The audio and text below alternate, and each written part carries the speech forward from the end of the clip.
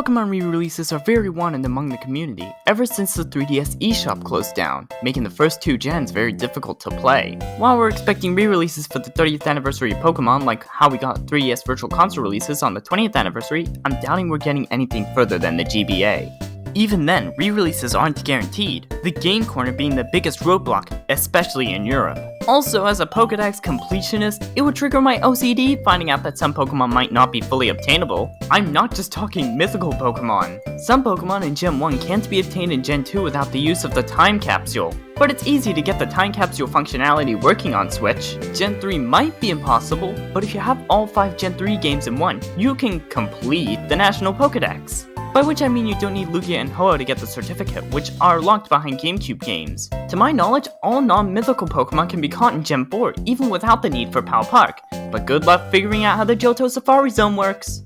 Regardless, it's still possible. Gen 5 is a whole other can of worms. You can't even catch Pikachu in any Gen 5 game. And Poké Transfer relies on download play, something that's not on the Switch? Yeah, unplayable by my standards.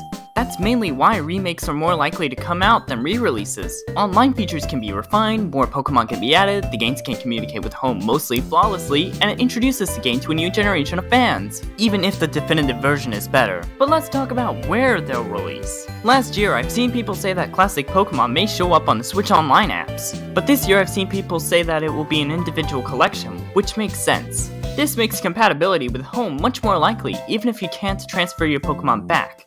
And if it gets a physical release, that will make them much more easier to obtain! Unless the scalpers come! Remakes or re-releases, what do you think is better in a practical sense? And if you have time, click the suggested video for more opinions about the remakes.